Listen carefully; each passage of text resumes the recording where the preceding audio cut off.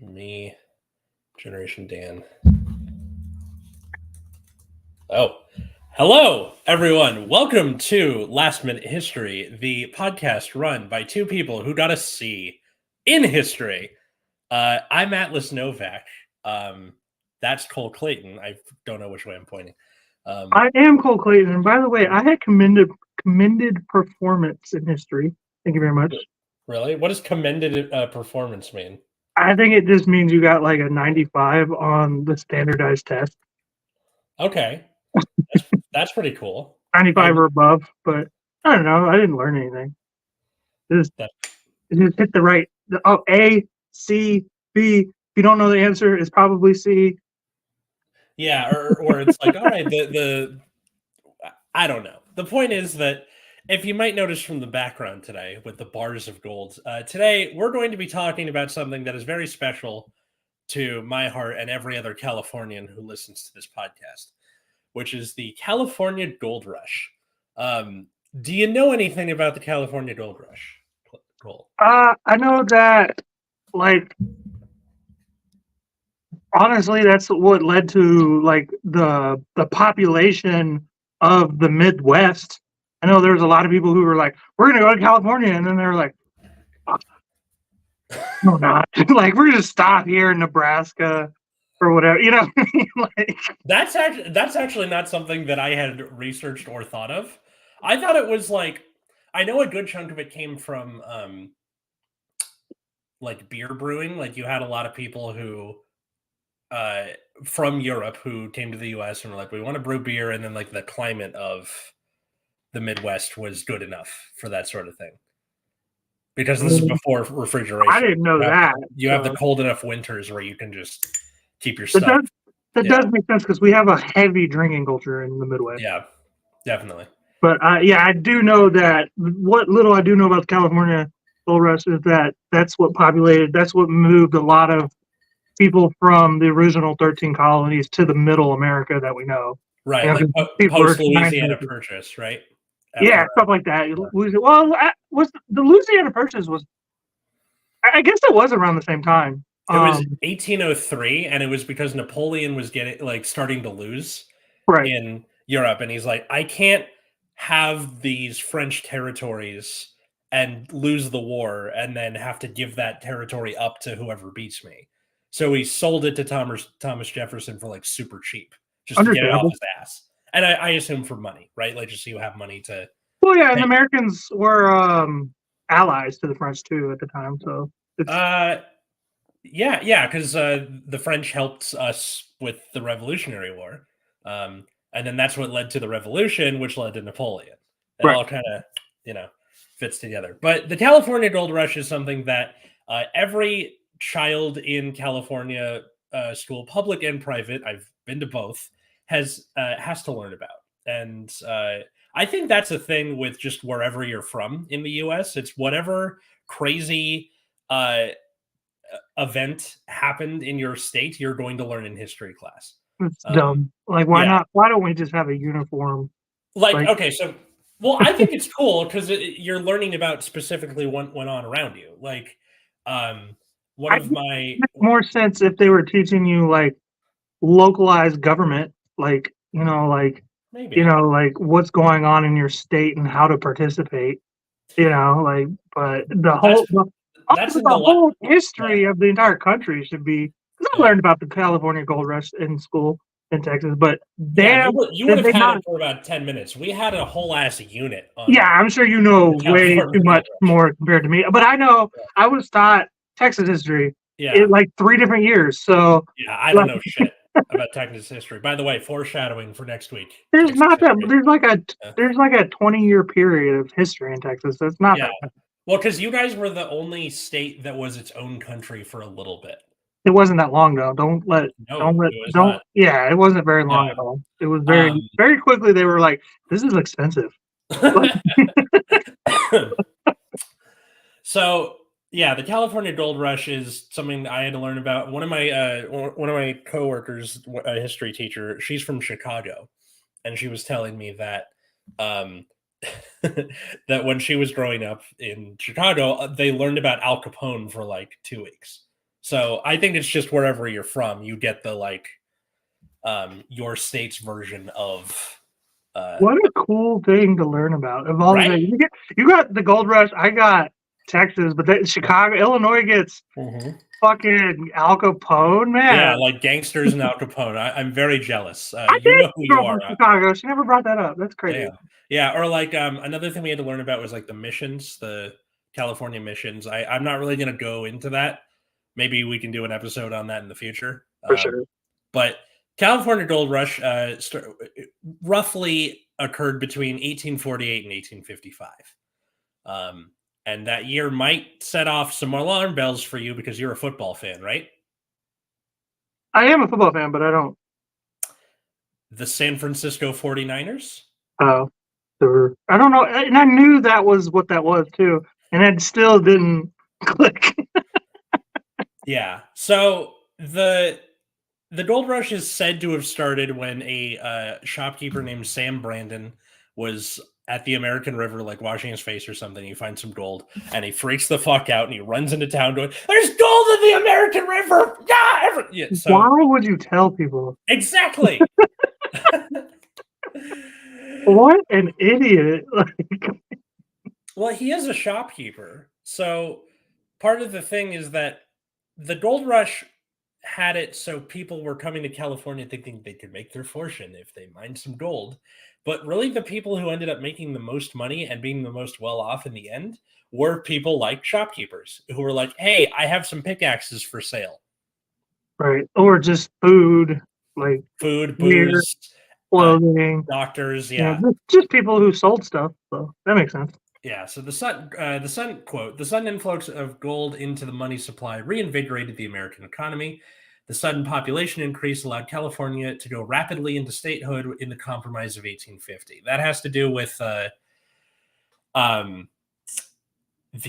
lead up to the Civil War, which I highly recommend watching the oversimplified version of, or like the YouTuber for the Civil War, because he goes over this a little bit. But yeah, in 1850, California becomes a state because of all these people coming into the area for. So it's like a population type of thing. Like they're like, there's this many people in this area now. Yeah. Let's go ahead and just, add it on. Make them a state, yeah. Because all that territory was won in the Mexican-American War. And then it was just like rough territories, and eventually you have these states coming on.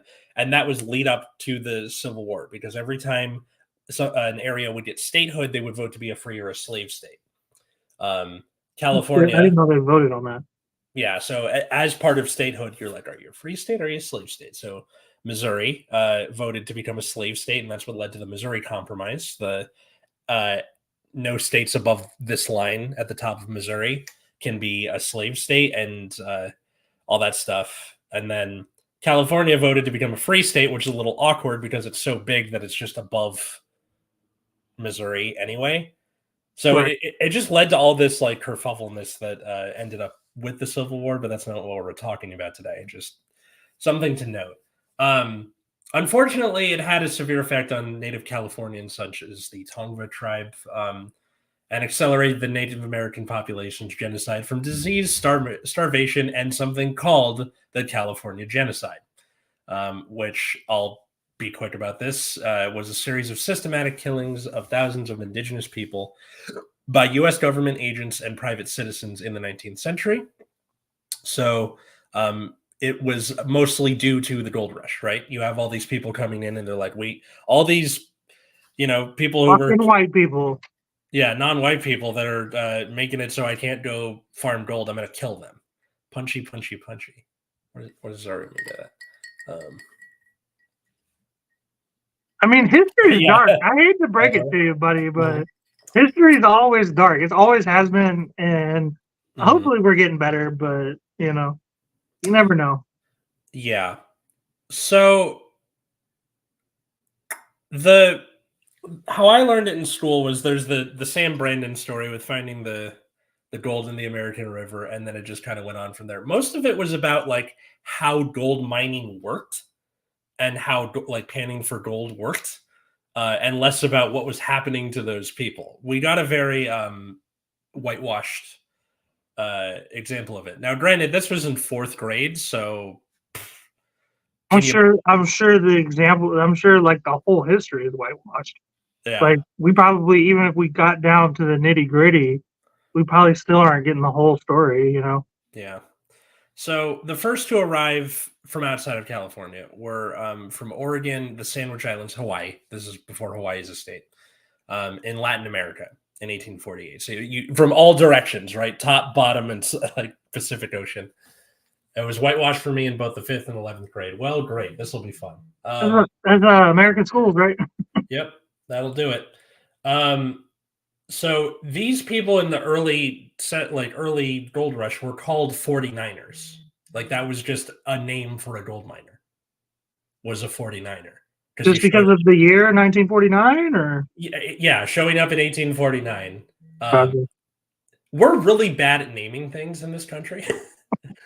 Well, it's an entire country made of pirates.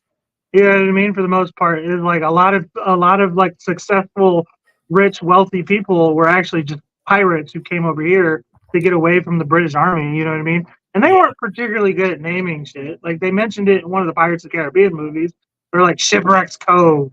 You know, like things like that. Like, yeah, or just like naming an insurrection on our state's capital as January 6th. Like, really, you couldn't think of a cooler name? Like, come on, guys.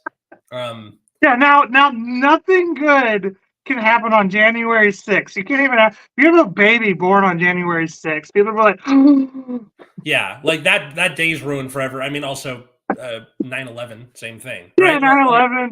9/11. Not like in the U.S. for some reason, whenever we name a holiday, it's just like the day and not what the day's about.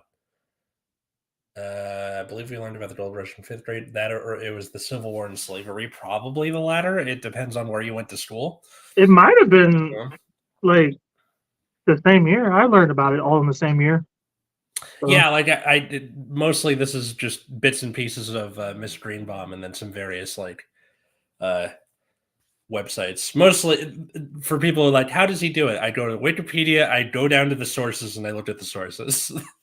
Bro, Texas is weird. Texas, the way they did specifically history was like every year they would go through like as much as they possibly could. They would be like Greeks, Romans, the British, World War II, and they would spend so much time on World War II. Yeah, World War II. Don't get me wrong, they would do like the American Revolution. Then they would get to the Civil War. They spent a good amount of time on the Civil War, and then they would always tell you the same bullshit line, which it wasn't about slaves; it was about states' rights. I'm like, okay. And then they would get into World War II, skip right over World War I every year, go right into World War II, spend a whole semester on World War II, and then they're like, all right, it's done every year. And then there was like 1 year where it was all Texas history, and then we go right back to it again. Same thing every year. I'm like, bruh, we learned this already every year. And it's minute. They don't spend a whole year on a subject by no means. You're not really like absorbing the information because they go through it so fast, you know? Yeah. And like, at least in college, I took like different history classes about specific stuff, right? Like, I took a class that was just about the American Civil War. That's it. That was the whole class. The Civil War is always very interesting to me. Yes, I can't wait till we do that. That's gonna be a multi-parter, and we need someone to come help us because we need somebody who's like, it's just gonna be weird because I feel like we're gonna be putting it against each other because we've taught two different things, and then like that's kind of interesting. I say we get like a third person, get Dino in here or something, who's Canadian. Why would he even? There's no fucking skin in the dog or whatever the saying is. Skin in the game? No skin in the game? That's the one. Yeah. I mean, sure. January 6th. When the three kings delivered presents to baby Jesus. Isn't it really? Is that the reason they picked the day? Really? That's hilarious. I didn't know that. Oh my god. I actually think I might have learned about the gold rush in the 4th grade. I remember. Yeah. So this was the same year I learned about all that. Shout out to Miss Greenbaum if you're still out there.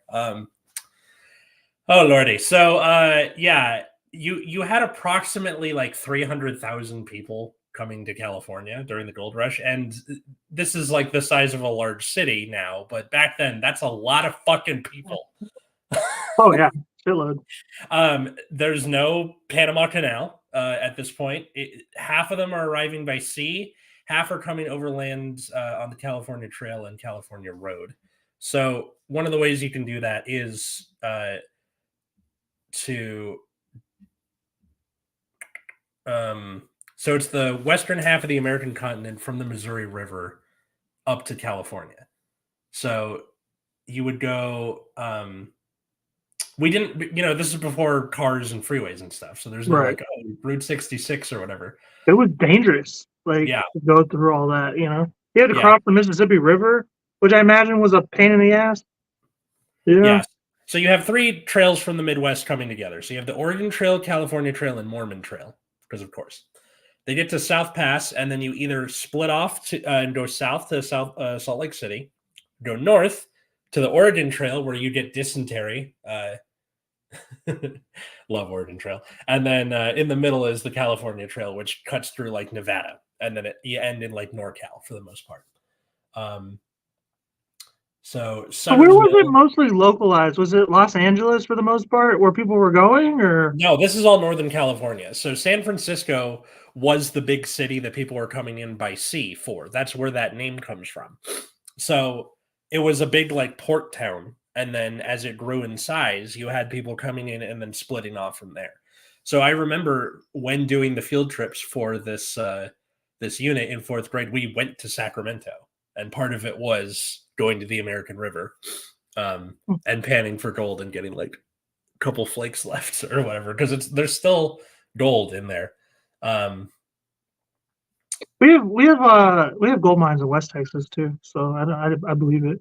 Maybe California and Delaware have similar curriculums. IDK, if you guys had to learn about American history during one of your yeah, American history for sure. Yeah, every year, like I said, they just plow through it, but you don't learn anything because they just go through it as quickly as they possibly can. I know, and then like one of my coworkers is like, she ran out of stuff to talk about. Like she got through World War II and was like, there's not enough time to cover the Cold War. What do I do? I'm like, these kids have lived through COVID. Why not between World War I and II take a minute and talk about that? Because I didn't even know that was a thing until like 6 months before COVID happened, because Extra History did a unit. The Spanish flu? Yeah. They taught me about that a little bit. I remember learning a lot about that, actually, the Spanish flu and all that. So lots of people showing up. This was, again, mostly in NorCal. Los Angeles doesn't really become much of a town until like the turn of the 20th century and the start of film. And the reason for that is because of the weather. You can film in pretty much any time of year. It's not beholden to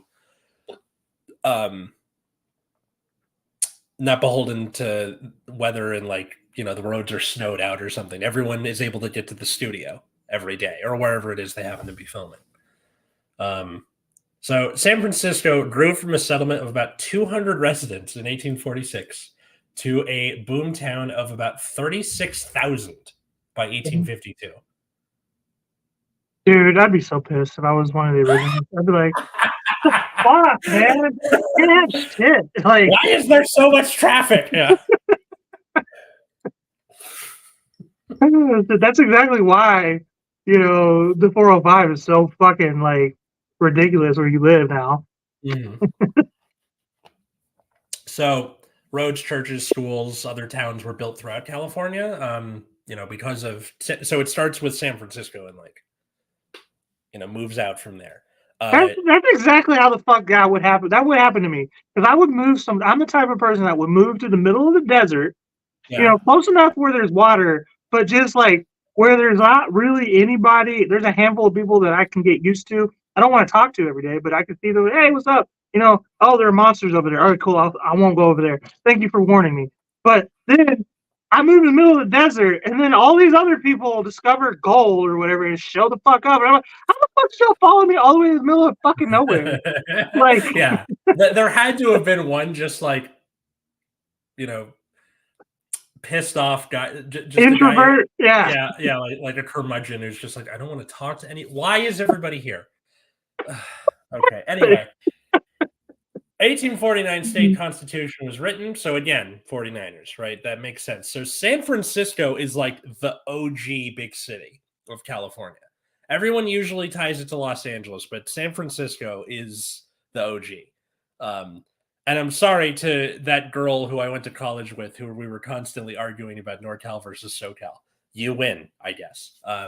You were here first. I think SoCal wins. It's way better. You got better weather, you know. I don't know. I you like got the Lakers. You got the Lakers. You got the Los Angeles Lakers. You know, you win. And the Dodgers, who are solid. So Zaragoza says they use mercury to mine gold and like pollute the rivers in the process. Yay! Yes, Zaru is right. I didn't know that. Actually. Yeah, mercury for a long time was this thing where people were like, "It's metal, but it's liquid. What can we do with it?" And then just like, it doesn't seem like anything. It doesn't seem like you could do anything with it, really. If somebody asked me, like, if it was never discovered, they're like, it's metal, but it's liquid, I'd be like, put it over there. I don't know. Yeah, well, because some people are like, ooh, I can, alchemy and medicine and shit like that, where they're just like, I'll drink it, and then it makes. That's exactly. That's a dead ass would hand. I'll be like, here, drink it and see what happens. They're like, you drink it. I'll be like, nah. That's where the phrase "mad as a hatter" comes from, because like hatters in London would use mercury to clean hats, and then the metal would absorb through their skin and go fucking insane. Anyway, so at the beginning of the gold rush, there was no law regarding property rights in the gold fields, and a system of staking claims was developed. So I'm sure you've seen this in like any movie show where there's like a gold miner, right? Like I staked my claim, nobody comes here, right? I can shoot them. Yeah, there's that one commercial of like mac and cheese back in the day. I think it was Velveeta, and he's like, get away from my gold, get. Yeah, I remember that. Or if you ever saw Ballad of Buster Scruggs. You know what? Oh yeah, with James Franco. Yeah, so there's like one of the little like vignettes is a gold miner, and he's like trying to stake his claim. He's like trying to find where the vein of gold is. So prospectors retrieve gold from streams and riverbeds, using stuff such as panning. Although mining caused environmental harm, more sophisticated methods of gold recovery were developed and later adopted around the world. So things like steamships come into service because of the gold rush, where like we want to move a lot of people, and we want to have it so like it's not tied to the winds or anything like that. Steamships. So okay, so how does a steamship work? I don't actually know that science. Do you know how a steam engine works? Not really. No, I know a combustion engine. I know hot coal and stuff like that, but I don't really understand steam. So it's kind of the same thing. It's just like the coal makes heat, which heats water, which So it's just a coal engine, but with Okay. Instead of using the flames from combustion, like gasoline, the flames from the coal heat water, which you then use as like the thing to turn stuff, because steam has a lot of like explosive power to it. Gotcha. So it's almost like the heat causes pressure and it makes like everything move, kind of. Okay. Yeah. So if you've seen like a steamship on the Mississippi, it's got that big wheel. Mm-hmm. Like that's what's turning it, is the steam. That makes sense. Yeah. So by 1869, railroads were built from California to the eastern United States. So again, because of this gold rush, this is after the gold rush ends, by the way.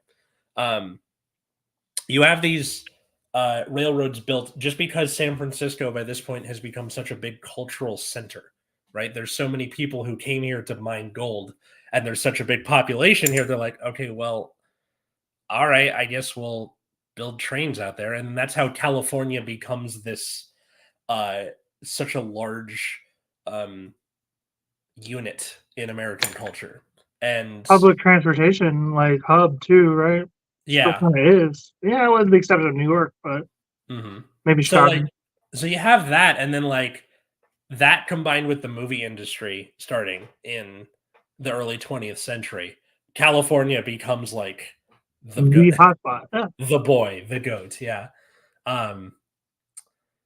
So, I missed my place or lost my place at its peak. So at its peak, technological advances reached a point where significant financing was required. Um, Gold was worth like tens of billions of dollars today in US dollars today was recovered. So this led to great wealth for a few, although many who participated in the gold rush earned little more than they had started with. So it was mostly like, you know how all the stuff in this last year with like NFTs? Yeah. It's that, basically. I mean, It's a that's how I always feel about anytime there's something like new to jump on with. It was like, yeah, NFTs was a great example. Um, like the what was it, the Dogecoin and the net, not the what is it, GameStop thing. Like, yeah. nobody's gonna make it. You have to have a lot of money to make Mhm. more money. You know what I mean? If you're putting $100 in there, you're gonna get maybe $200. You know what I mean? Like, you're not gonna. That's how Yeah. anything is, if you ask me. Cryptocurrency, right? So like Yeah, all that again, stuff. the people that turn out the best or like have the best time with the gold rush are the people who had enough money from the get-go that they can then sell stuff to people coming to mine gold, right? Right. Your Yeah, shopkeepers. pay somebody to mine gold for you, stuff like that. Yeah. Um, Probably make slaves do it. I don't know. Well, no, you didn't have slaves in California, so right. I mean, well, it was technically a free state, but it's not like we were perfect or anything. God, Um, it's a little so red mark on your sash there, Atlas. That's fucking shit. all right. So in what has been referred to as the first world-class gold rush, because there have been other gold rushes before that, there was no easy way to get to California. So 49ers faced hardship and often death on the way. So you hear about there's gold in them thar hills, right? You've heard that before? Actually, I haven't. Really? Okay, so that's like a joke, where like you just say that to the other people, like there's gold in them. I grew up so poor. I don't even think we made jokes about money. Fair enough.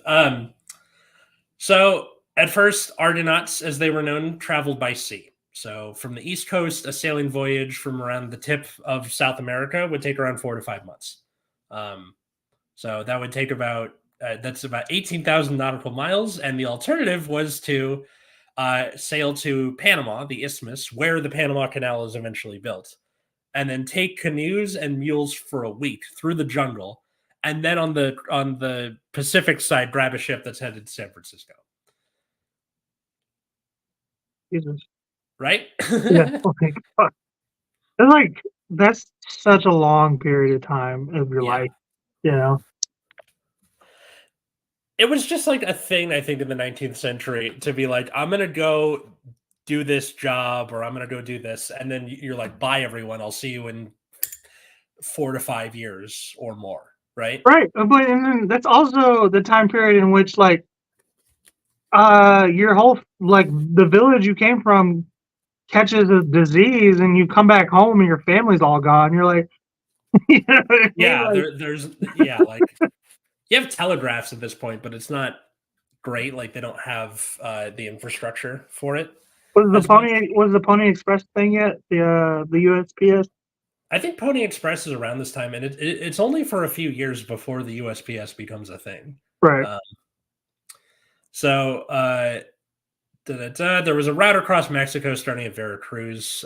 So again, people left over from the Mexican-American War, they had probably an easier time. You just take a walk up there instead of having to go from like New York to Panama, across Panama, and then back up. People still make that walk today. So good point.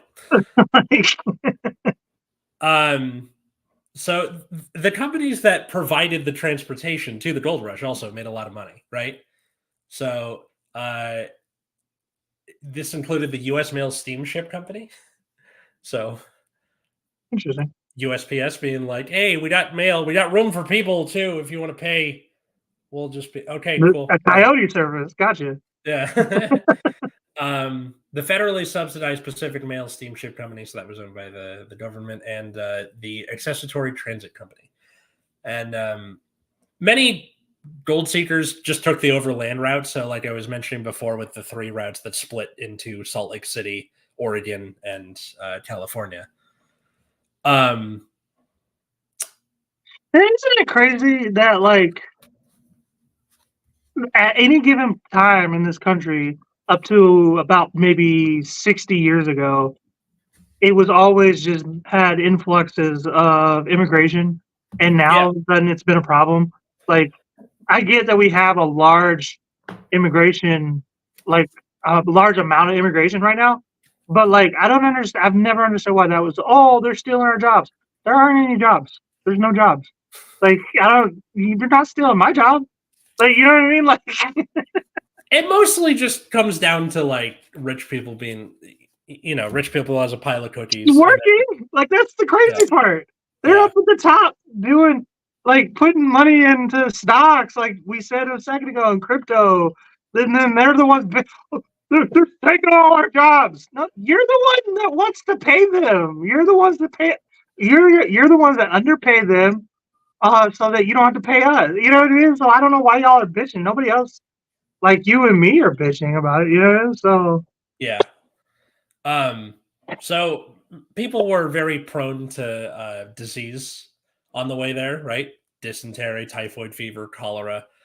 2 or 3 of those involves epic diarrhea. So, that's. I think if you traveled across the country, or really from one part of the country to California, and survived like being bit by snakes and whatever flu was you passed by, and being cooped up in a little fucking wagon, or getting attacked by Native Americans, you survived all that. You probably got a pretty good immune system. You're probably kind of a badass too. You know what I mean? Yeah. Which is why you guys, honestly, everybody there is just so pretty. You know what I mean? Like, I don't think it's that. You don't think it's that? Really? No, I think it's y'all aren't the specimens of. No, I think it's the pretty people come out here because they know that pretty people get like work or jobs. That makes sense. Well, yeah, definitely now. But you don't think it was? And I'm not just talking about in entertainment, by the way. I mean, like when you interview, if you're hotter, you typically just do better. That works everywhere too. Yeah, like pretty privilege, right? Like if you are like a handsome guy, a hot woman, people are usually will trust you more just on principle for whatever. Weird. Not principle, but like those are usually the master manipulators too. Most of the time, yes. I had a woman ask me like maybe a few weeks ago. She was like, "Do dudes get pretty privileged?" I was like, "Yes, 100%." Yeah, like, we do. Not to the extent of women, but yeah, for sure. So you say, "Yeah, we do." You get like handsome privilege or whatever you want to call it, like whatever you call it. Yeah. Just dudes who are like, oh, he's such a handsome man, and then it turns out he's like a rapist or something. Human trafficking, yes, great example. We're the dark ones. That's sorry for you. Anyway, so from steamships from the eastern seaboard, most passengers would bring like kits with them, right? So you have clothes, guidebooks, tools, along with whatever other stuff you wanted to bring.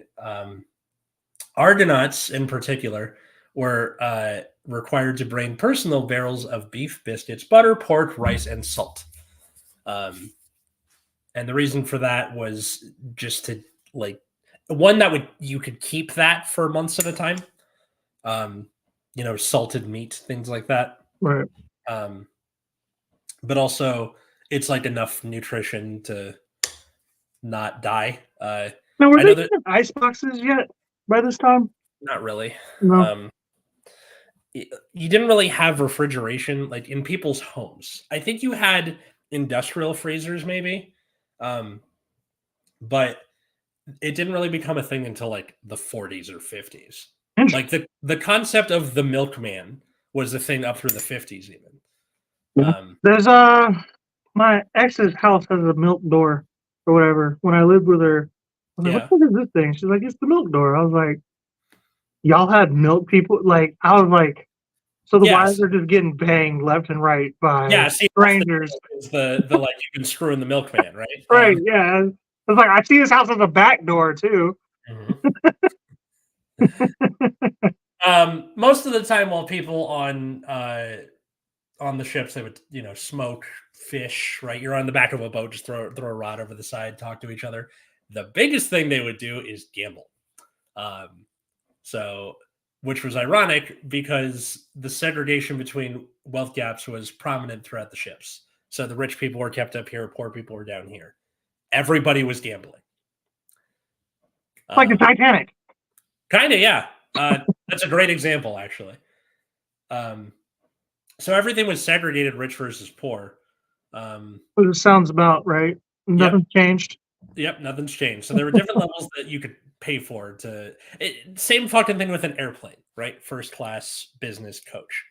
So same kind of deal for these boats. So the cheaper steamships tended to have longer routes too. So if you paid less, it would take a longer time. But you could pay more and get to California faster. Yay. But if you were doing that, you already had the money to do it and you were going to be fine anyway. Right. I just realized the more I talk about this, the more like I just have a person. It doesn't matter how much money I have. I'm taking the cheapest, not the cheapest, but like I'm gonna go pretty cheap because I'm like I just hang out with the broke people now. Probably because I always was broke, but these guys are more fun. You know what I mean? Like they don't gotta know I'm rich. You know. Yeah. You also had ships with goods going to San Francisco because, again, this is before the trains come in. That's later. Right. It's a boom town, right? So they need supplies. You have people coming from supply ships coming to San Francisco. And then people would get there and just leave the ship behind. You're like, here's your stuff. I'm going gold panning. All right, see ya. So was piracy a big thing yet, or in the Pacific? I know all about Atlantic piracy, but I don't know anything about the Pacific. I don't think it's as much of a thing because there's not as much space, or there's more space, meaning you don't not as much to hit, right? Yeah, like Hawaii, the fucking what is it? The Easter Islands, which has nothing on there. Tahiti and all that stuff. No, but like the Pacific is fucking gigantic. Like I don't know how to. Because when you look at the cold Pacific, too, right? What? It's cold too, right? The colder ocean. It depends. Like in California, it's cold, but like near the equator, it's like bathwater warm. It's that big. The reason that people don't really think about it is because when you look at a map of the world, the Pacific is cut off in the middle. So on the left side, it's like the Pacific Ocean, the North and South America, all that stuff, and on the right side, it's Africa, Japan, Europe, all that stuff. Right.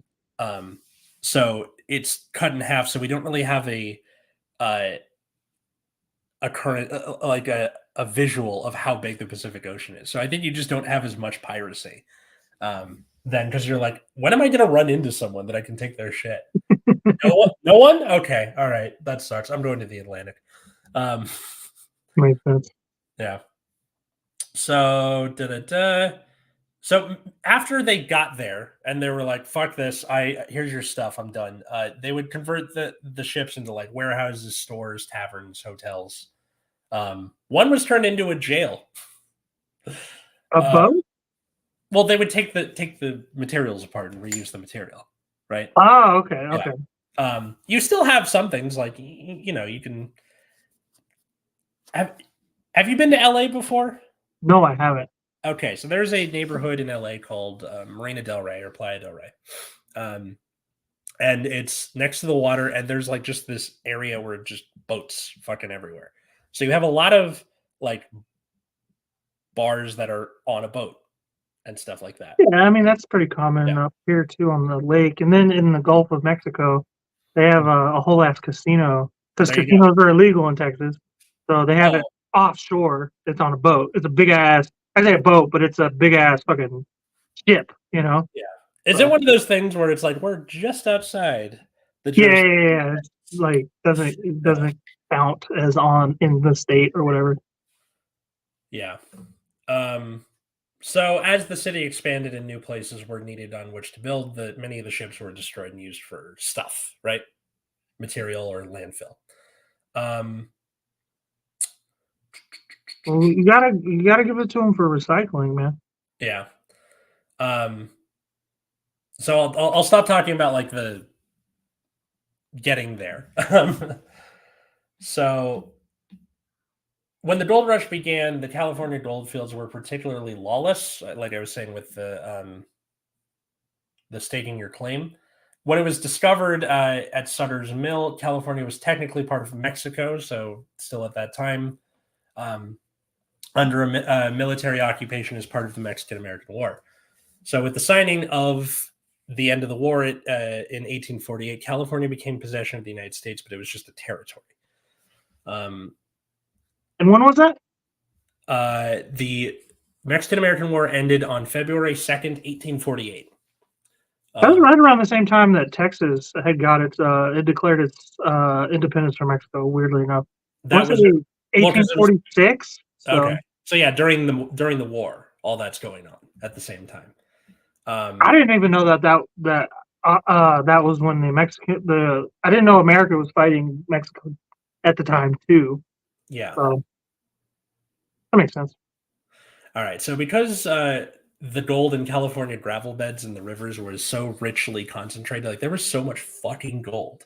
Early 49ers, you could just put your hand in and get a little bit at least, or just pan for gold, right? Have you ever panned for gold? Like, have you ever gone to the little? Yeah, we did that as part of that field trip. You had to go. Yeah, I've done that too. Yeah, and then it was a little like little bottle, like yay big with water, and there's a couple of flakes of gold in there. Oh yeah, I had a nice little like chunk that big. I don't know whatever happened to it. It wasn't like maybe that big, but I don't know. That I was like 9, and I was told, "Oh, it's not worth that much," and then it probably got jacked from me. So panning doesn't like yay, you found gold, but it's only like a little flakes. You wanted like a lot, right? Yeah.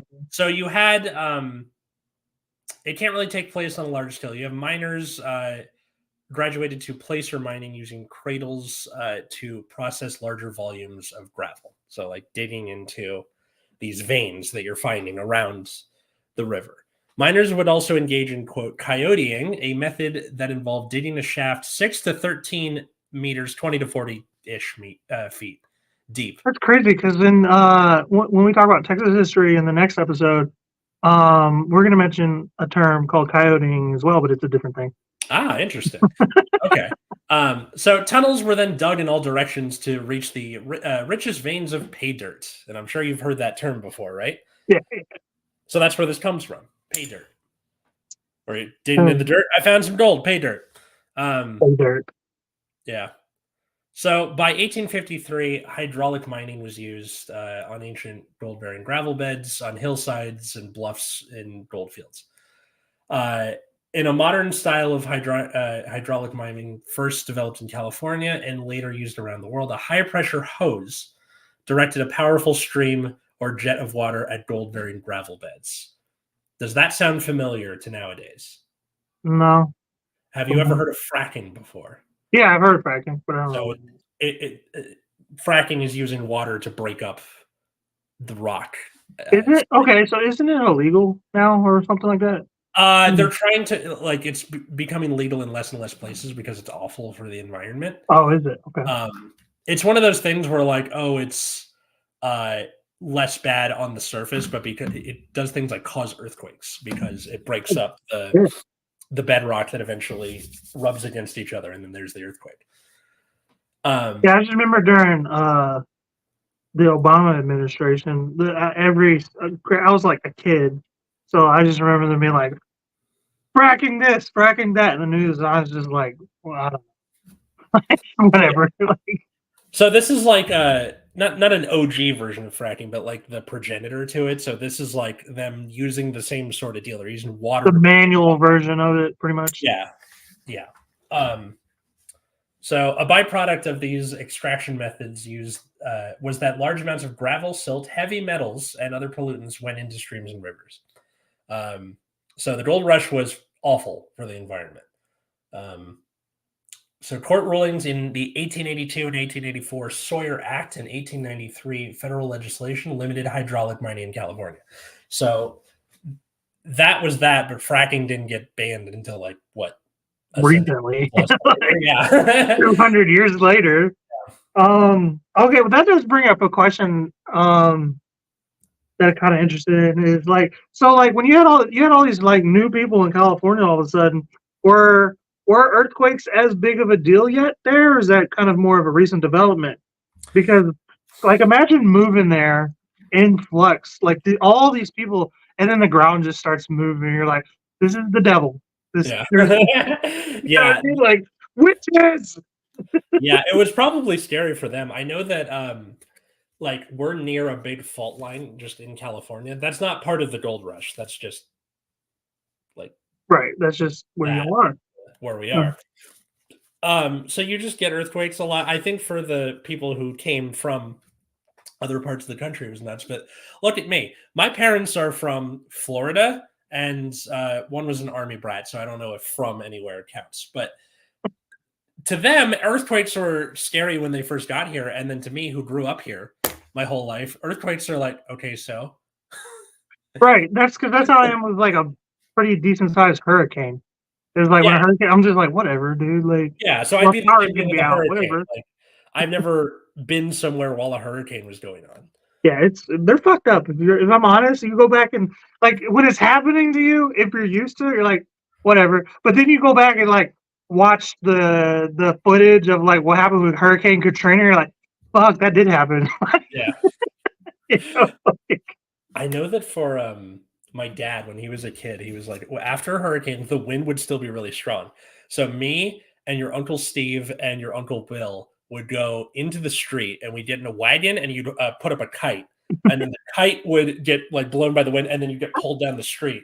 Yeah, somebody died. Yeah, doing that not that long ago. Like I say, like maybe like a decade ago, somebody put a kite on the beach and it dragged him into a tree. Oh my god! Okay, so this is like early '60s that my dad's doing this. Well, this was like 2013, maybe. Okay. I'm talking about. It wasn't that long ago. Jeez, I'm like, yeah, don't do that.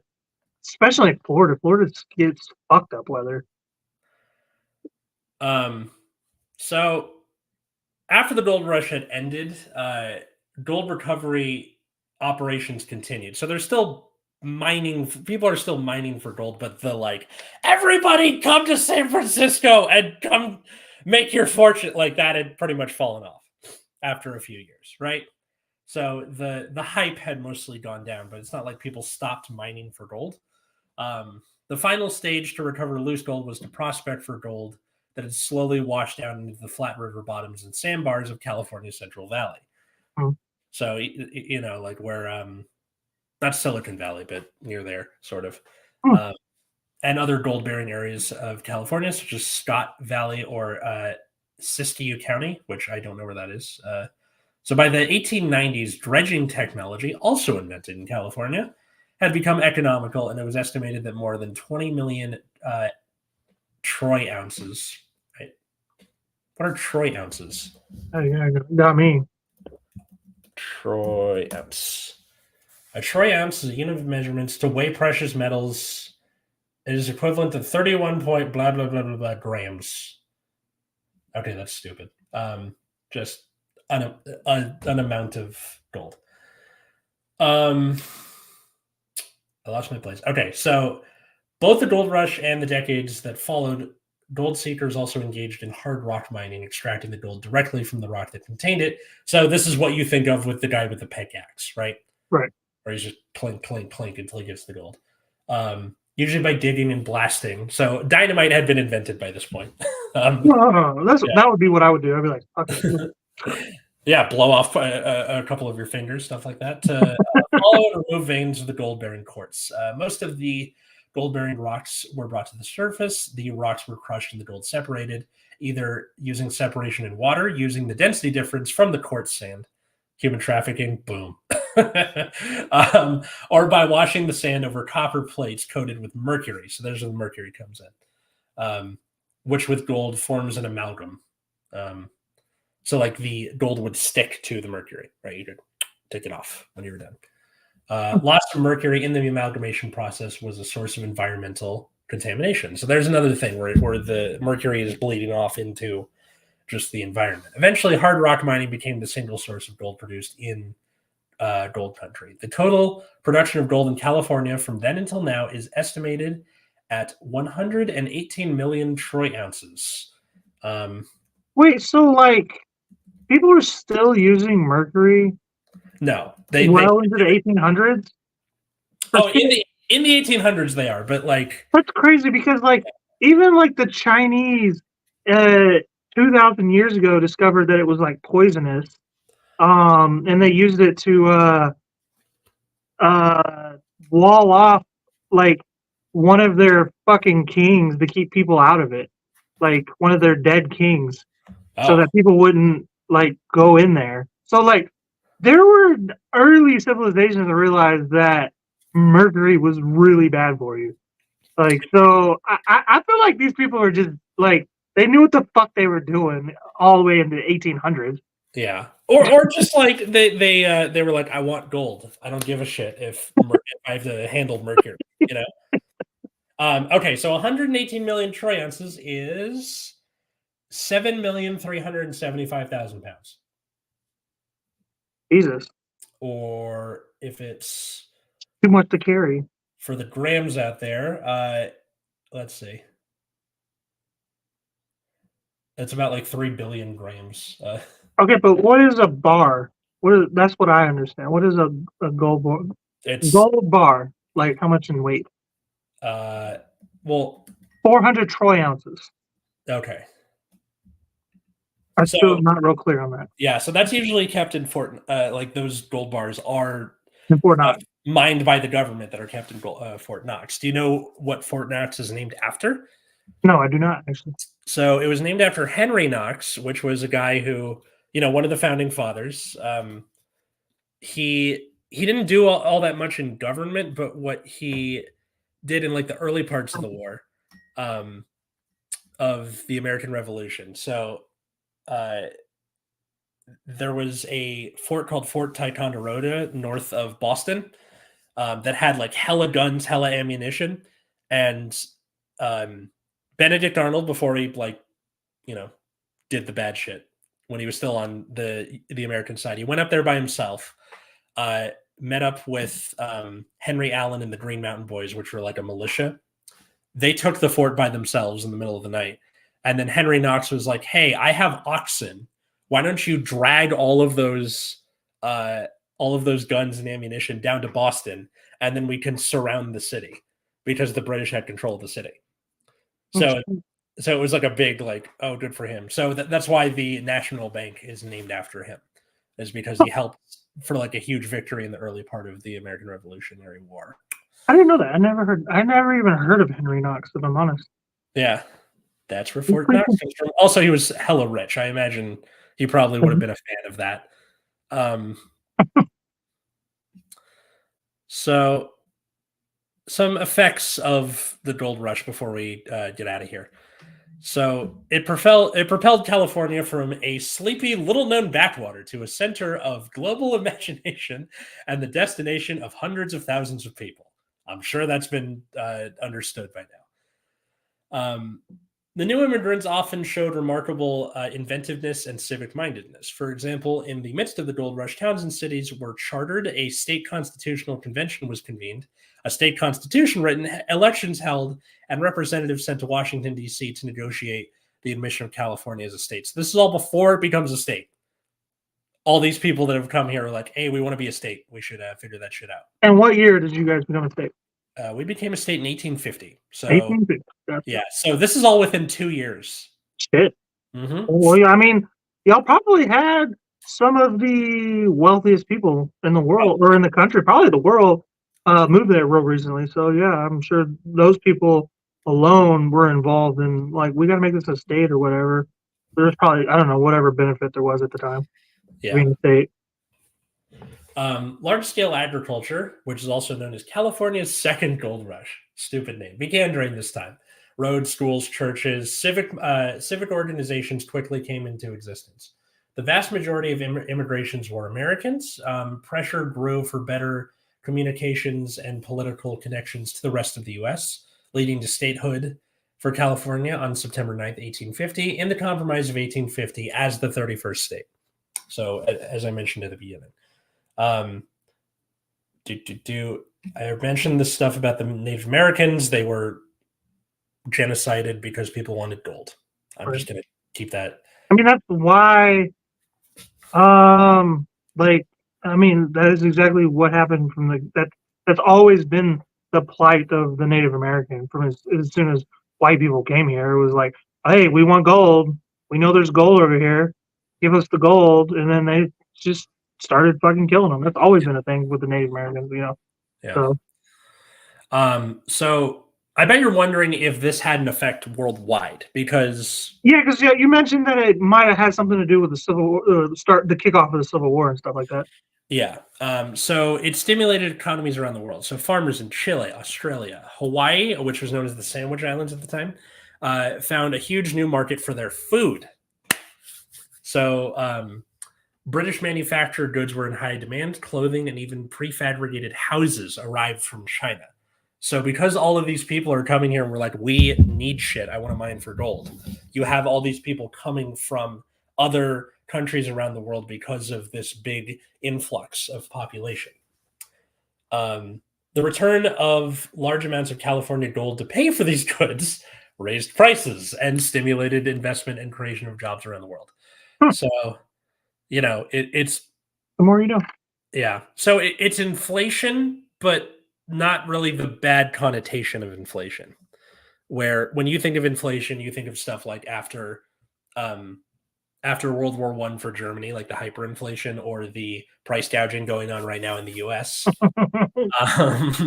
This is more of the thing where like there is more gold, therefore stuff, there's more gold. This brings me back to something I said a few weeks ago, was how everything, if you look back on history, everything was leading towards World War I and World War II in a way, no matter how far back you go. Because if California blew up the entire world economy, the global economy, everybody moving to California for all things, that means that all these other countries in the world started developing and improving their militaries, and then started jostling for position. Because if you think about it, what is it? You said 1850 is when it became a state. Yeah. Well, roughly 60 years later, World War I begins. So one lifetime, really. Yeah. Not a bad. That's a good observation. We also the U.S. was on a bimetallic standard, so where your money was backed by gold or silver. But because of so much increase of gold, they took silver out of circulation. Huh. Didn't know that. So it caused a little bit of a supply shock at first because they're like, "What the fuck? This is too much." And then once they took the silver away, it was okay. So there was a massive inflation, like right now, similar to what's going on right now in the country. Well, the inflation that we're experiencing right now is mostly price gouging through. It's just greed, for sure. Yeah, because everybody's like, "What the fuck?" All of a sudden, Well, because it was COVID at first, and then COVID ended, but they just kept pretending it was still COVID and kept prices high. And they don't want to go back to the way prices used to be. That's what it is. They're like, "Well, we're making this much now. Why can't we make this much now?" But I'm sure you're seeing the news stories now where like Amazon, Target, all of them are like lowering their prices because we're like, we were price gouging. I haven't seen that actually. It's good to know though. I haven't noticed that. Yeah. So one last thing before we go here, I wanted to talk about gender practices. So California brought in a lot of dudes. Dudes, guys, like men. Yeah. Okay. I just want to make sure I heard you right. So it was very. It was a sausage fest. Gotcha. It was a sausage fest. Yeah. Okay. Here's the quote. Brought a disproportionate population of men and set an environment of experimental lawlessness separate from the bounds of standard society. Conventional American gender roles came into question. So you have all these people who are like, okay, you put the, stake your claim and stuff. You don't really have governments in place in the first couple of years there. So in the large absence of women, men were made to reorganize their social and, sexual practices. So you had you had men cross-dressing a lot. Not. Let me just. I know I made a face. Okay, I made a face. I'm gonna say there's nothing wrong with homosexuality, but I will say is if you fuck a dude, and then you're all of a sudden you're like, no, I wasn't gay. There just wasn't. You're gay. Okay, you're gay. Okay, just own it. Okay, own it. It's the same thing with jail. You know, like just own it. Just own it. You know. So dance events were a notable social space for cross-dressing, where a piece of cloth, such as a handkerchief or sackcloth patch, would denote a woman. On TikTok, you know how guys will put like a hand towel over their head when they like play a woman? It's the same fucking thing. It's the same thing. A wig. I actually have a whole. I've spent like $30 on an actual like Barbie wig that I like brush and shit for my TikTok. So aside from that, because there were just not many women around, you had a lot of like domestic roles going to guys because there's no women. So you guys have always been, California has always been, what is it? So y'all were anti-slave right off the rip. So yeah, then you have men doing. So you guys are always, what is it? What, I don't know what the word is. Like humanitarian and like old school, new progressive. Really is really the word I'm looking for. I guess so, but this isn't because it's like, oh, this is the right thing to do. It was because you had to. Out of necessity, for sure. But there's no women around. Right. Someone has to cook clean. Like, well, I'm just saying with the this went off the rails. Amy, you showed up at the wrong time. Yeah, you came in late, bro. Yeah. Anyway, did you have more to say? Not all that much, except like, okay, so the idea of gender just being more of a fluid thing in California can kind of trace its roots back to the Gold Rush. That's what I'm saying. You guys have always been progressive. Yeah, but again, not because we're like, oh, we're better at it. It's just that's kind of how the chips. Well, I mean, I think that proves that you probably are better at it. You've been doing it the longest. I guess so. That's experience, bro. Actually, no. Like in Shakespeare plays, you had boys playing. That was in England. That wasn't here in America. Right, I'm just saying. Where hypermasculinity is a big thing in this country. Okay, whatever. So. Anyway, so just to end off here, the whole concept of the California dream comes from the Gold Rush. California was perceived as a place of new beginnings where great wealth could reward hard work and good luck. So from the Gold Rush to the movie industry, the whole concept of California as a state kind of gets its beginnings here. So historian H.W. Brands noted that in the years after the Gold Rush, the California dream spread across the nation. Quote, the old American dream was the dream of the Puritans, of Benjamin Franklin's Poor Richard, of men and women content to accumulate their modest fortunes a little at a time, year by year by year. The new dream was the dream of instant wealth, won in a twinkling by audacity and good luck. This golden dream became a prominent part of the American psyche only after Sutter's Mill. So I think that's a good place to stop it. I have 2 questions before you go. Shoot. One is, what is a California delicacy, like a dish? Especially something you love too, that is like really just a California thing? Okay, so this isn't like, okay, when you come to California and you have the New Yorkers who come here and you're like, your pizza's worse. I'm like, I get it. All right. Our tacos beat the shit out of yours. Texas tacos? What? Texas tacos? Are just LA tacos are just better. I'm gonna have to put that to the test one day, man. I mean, Texas has got some tacos too. That is the thing, but I gotta give it. I mean, I imagine y'all probably have very close, if not, like it's probably really like because you guys are deeply ingrained in Mexican culture as well. So I won't say, but I will say Whataburger beats In-N-Out any day, though. I will say that. But your tacos, I don't know. I got to go there and try them first. Yeah. I will say Texas tacos are the shit. Yeah, because like a lot of the things that you would associate with burritos, tacos, or like Mexican or just Spanish, right? We got Tex-Mex. We have a whole ass own thing. Y'all got Cali-Mex. That's not a thing. Things born in California, right? That you can tie to it. I think California roll. We got a thing, an entire like. I had California rolls are good. I would love to have a true California one. The French dip sandwich was invented here. Ooh. Yeah, that's delicious, actually. Yeah. But a lot of other stuff like iconic California food. Sourdough bread is not California. That's just food, Yeah, that was invented in Italy, like northern Italy. Yeah, exactly. A long time ago. Yeah, I'm not even sure why it says that. Sourdough sandwiches, I think, are a thing in California, but it wasn't invented there. Maybe. So wait, what was the other question? Oh, what is your I'm only asking this question because I'm gonna give mine next episode. Yeah. What is the state song? What is do you know it? Like the state anthem or whatever the fuck? Do we? I don't know. California or whatever the fuck. I don't know. Y'all even have one? Y'all aren't real I love you, California. California dreaming. No. Hotel California. Now here, I'll send it to you. Texas is a legitimate anthem. It would. I mean, like you guys. What's? They made us sing it every year, for like at the end of the school year, as a part of the pep rallies and all that. Deep in the heart of Texas. It's like, all right, here I send it to you in chat. But the yeah, we just don't have that kind of. Y'all aren't real big on like.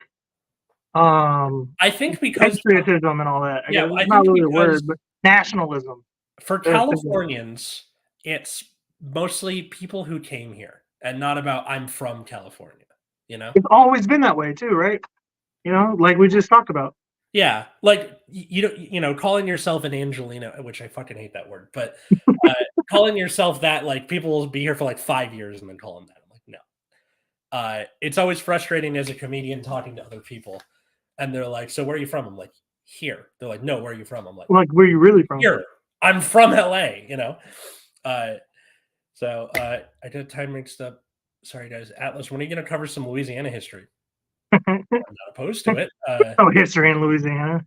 Do you know anything about Louisiana history? My mom knows everything there is to know about Louisiana. Go pick her brain, and then we can do that for another one. Good suggestion, Amy. I don't want to listen. I don't want to listen to it. Okay. I don't know. Maybe watch Princess and the Frog or something. There you go. My name's Waymo. Everyone call me Ray.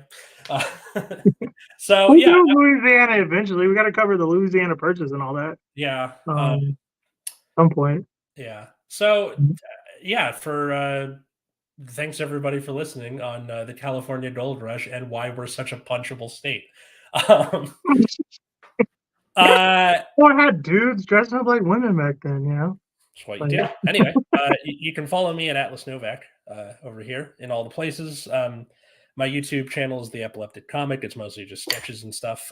Other podcasts with Dino the Genetic Marvel, and Cole comes on a lot. There you go. Is Generation Dan. That's on every Friday.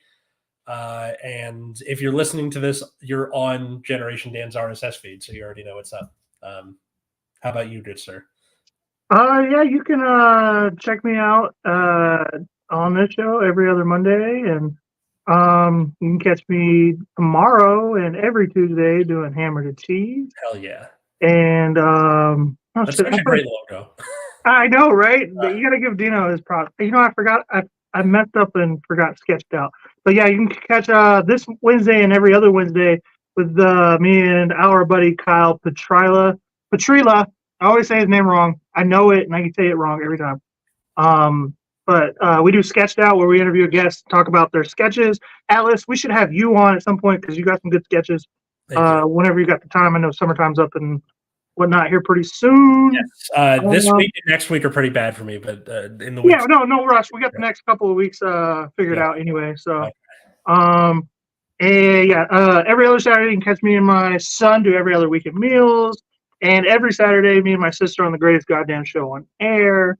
And then also catch Dino and Kyle do Life of Giants I think they were airing just during this. So we got to go smooth that over because I think they're mad at us because they know they can't compete. Because me and Atlas are way better. We're the awesome ones. Peace out, though, guys. All right. Later. Bye, everyone. See you next time. Bye.